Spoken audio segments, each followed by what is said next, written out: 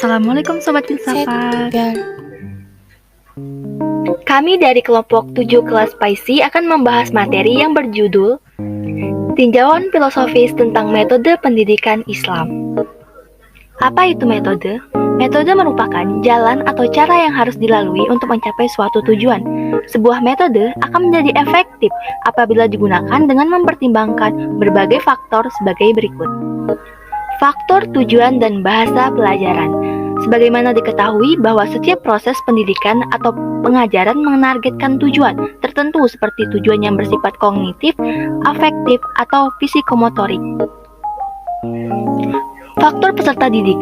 Omar Muhammad Al-Tomaid Al-Sabani mengatakan, maka di antara kewajiban guru muslim adalah bahwa ia memahami sepenuhnya kekuatan dan ciri-ciri biopsikologis yang makna sekumpulan kekuatan dan ciri-ciri jasmania dan psikologis yang mempengaruhi tingkah laku pelajar pada proses belajarnya.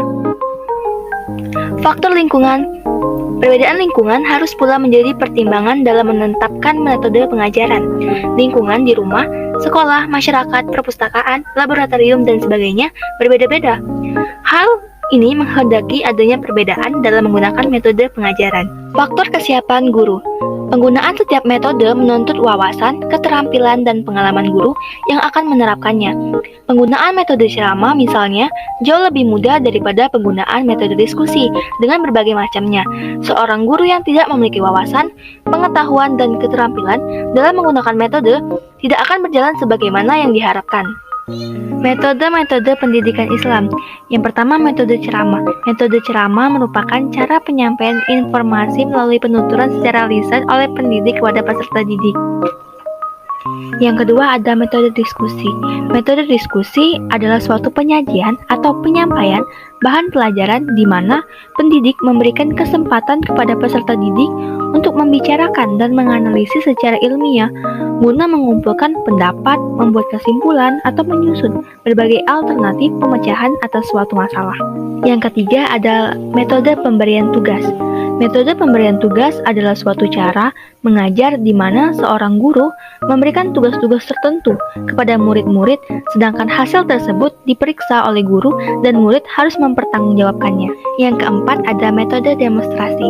Metode demonstrasi adalah suatu cara mengajar di mana guru mempertunjukkan tentang proses sesuatu atau pelaksanaan sesuatu sedangkan murid memperhatikan. Yang kelima, metode eksperimen. Metode eksperimen merupakan suatu cara mengajar dengan menyuruh murid melakukan suatu percobaan. Setiap proses dan hasil percobaan itu diamati oleh setiap murid, sedangkan guru memperhatikan yang dilakukan oleh murid sambil memberikan arahan. Yang keenam, metode amsal atau perumpamaan. Metode amsal atau perumpamaan merupakan cara mengajar di mana guru menyampaikan materi pembelajaran melalui contoh atau perumpamaan. Yang ketujuh, metode takrib dan tarhib merupakan cara mengajar di mana guru memberikan materi pembelajaran dengan ganjaran terhadap kebaikan dan hukuman terhadap keburukan agar peserta didik melakukan kebaikan dan menjauhi keburukan. Yang kedelapan, metode pengulangan atau tikror. Metode pengulangan merupakan cara mengajar di mana guru memberikan materi ajar dengan cara mengulang-ulang materi tersebut dengan harapan siswa bisa mengingat lebih lama materi yang disampaikan. Dasar dan karakteristik metode pendidikan Islam apa ya? Dasar-dasar metode pendidikan Islam. Yang pertama, dasar agama, menjadikan Al-Quran sebagai landasan atau dasar pertimbangan dalam memilih dan menetapkan metode yang digunakan dalam pembelajaran.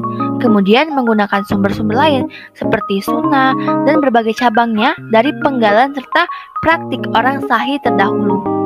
Yang kedua ada dasar biologis. Dasar biologis menjadikan landasan atau pertimbangan yang didasarkan pada keadaan dan kebutuhan jasmani peserta didik serta tingkat perkembangan dan usia mereka. Yang ketiga ada dasar psikologis. Dasar psikologis menjadikan pertimbangan terhadap sejumlah kekuatan psikologis seperti motivasi, kebutuhan, emosi, minat, sikap, keinginan, kesediaan, bakat-bakat, dan kecakapan intelektual peserta didik. Dan dasar sosial. Dasar sosial mempertimbangkan latar sosial lingkungan peserta didik, termasuk nilai-nilai dan tradisi-tradisi yang berlaku di masyarakat, di dalam memilih dan menetapkan metode pembelajaran. Dan dapat diartikan bahwa karakteristik metode pendidikan Islam menunjukkan bahwa pendidikan Islam ini memiliki nilai-nilai yang menjadi dasar dan berorientasi pada penegakan akhlak yang baik. Oke, berakhir sudah pembahasan kita pada kali ini. Semoga video ini bermanfaat. Terima kasih dan sampai jumpa. Wassalamualaikum warahmatullahi wabarakatuh.